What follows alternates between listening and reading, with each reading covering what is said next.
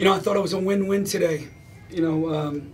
With Thon, the Thon game and what Thon means to me personally, and to my program and our players and our staff.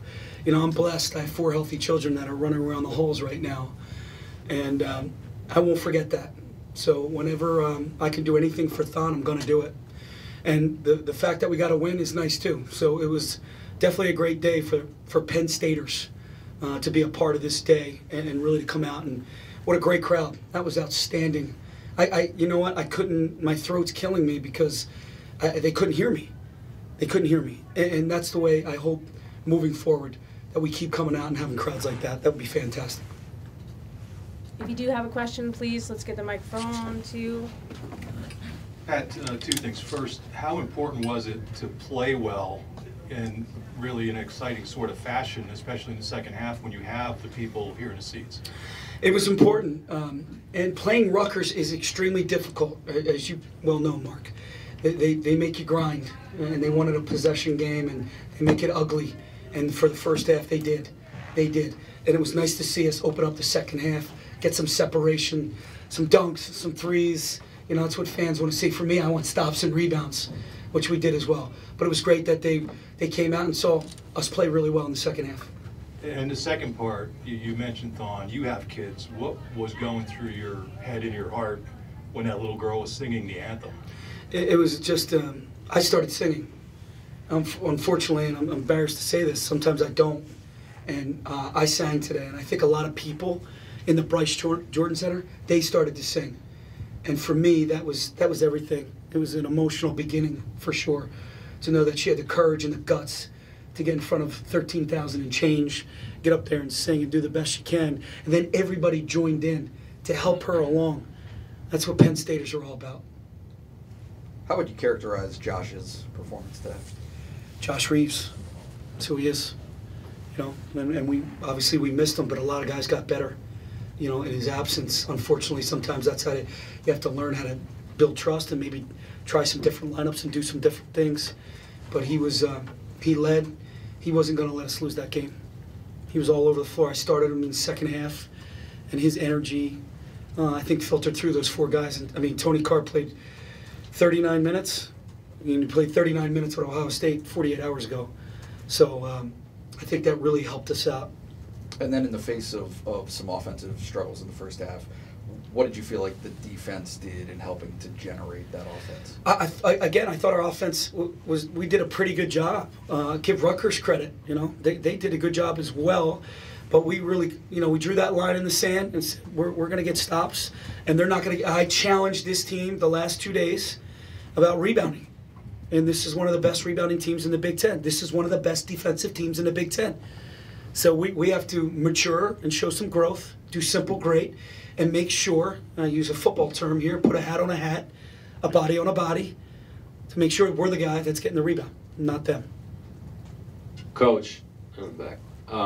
Mike seemed to struggle offensively in the first half. What did you tell him to just kind of make him calm down? Because he seemed to get better shots off in the second half. You know what, he wants to play so well every time he's out, and he wants to help his teammates. And sometimes he gets frustrated and a little emotional, and when he misses free throws, he can't get that out of his head. So I knew we needed to go to him early, and we did, and it kind of erased that memory. And he played really good basketball. He had 19 rebounds. He played a really good basketball game, and I thought his defense was much, much better than it has been the last 2 games. It's not a surprise how important Josh is to this team, but do you think it's been undersold how much was missed? Maybe. I think Tony really stepped up. I thought Lamar really stepped up in his absence. Shep, Mike, those core guys. And you know what? It always works out, right? It always works out. Because we needed Nas to get those minutes. We needed Jamari to get those minutes to continue the process of getting better and seeing where we can go with this team and seeing how we can use the bench and utilize our strengths. And I think we're starting to see that. Look, if Josh wasn't out, Davis doesn't get a start at Ohio State. Now we got ourselves a really good junior who's big, strong, he's been around, knows what he's doing. And do you think Tony's kind of taking that next step mentally in terms of the shots that he wants to get, the shots he doesn't want to get? Because it seems like he's better when he doesn't have to force it, but there's obviously a lot of areas on the floor where he can score from. No doubt, and I think he's taking the right shots. I think he's taking good shots. I think he's finding balance now. Again, with Josh being back, so a lot more guys out there he can really trust to make shots for him. So I think he's playing at a really good tempo right now. I'm not going to say pace, because I need him to play faster, right? And I want him to play faster. But I think he's taking really good shots. And his energy, his body language, his posture just have been fantastic the last week. And he's got to keep that going. So I would agree that he's taken a big step forward here.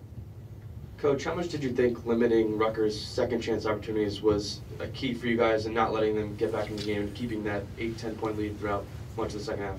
I thought it was huge because we had 16 turnovers. You know, so if they're missing that initial, they usually get the second chance shot.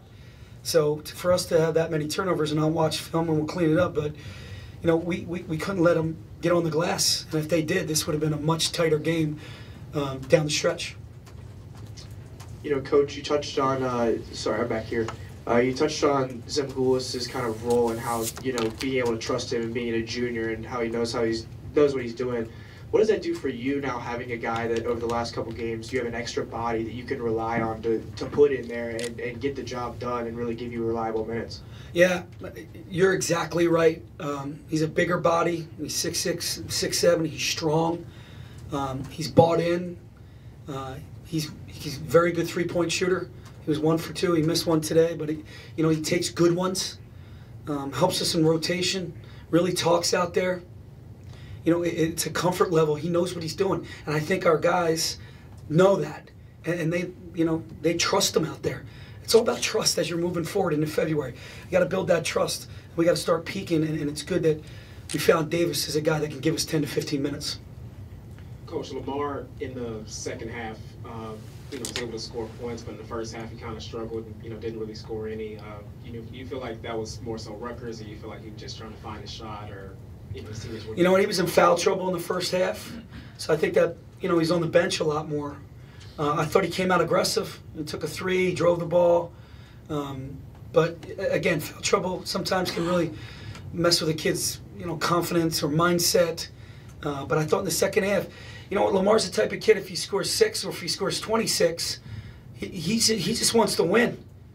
And that's where we are right now. Guys just want to win. So they're going to do whatever it takes. So if it's, again, scoring a lot or not, be a part of it. We've talked previously about momentum and how hard it is to build. How concerned were you about how they would come out today? And were you pleased by what you saw? I was really concerned.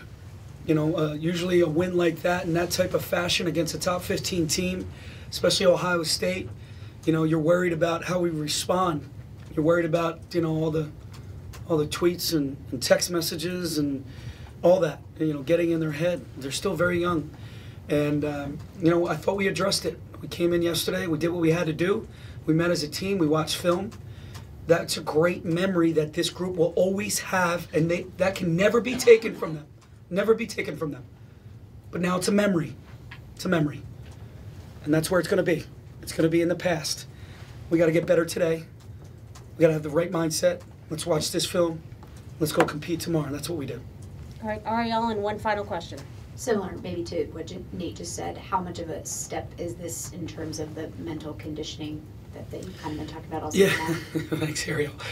Yeah, I've been talking about mental conditioning all year, and we've been in this position before. There's plenty of examples about a good win and then coming back and not being sharp, not having that mental toughness to be able to come back and play the same 40 minutes, or I've been saying the full 200 minutes collectively. And I thought it was, I'm not going to say it's a breakthrough. This is a process. We got to buy into this process, take it one day at a time, one step at a time.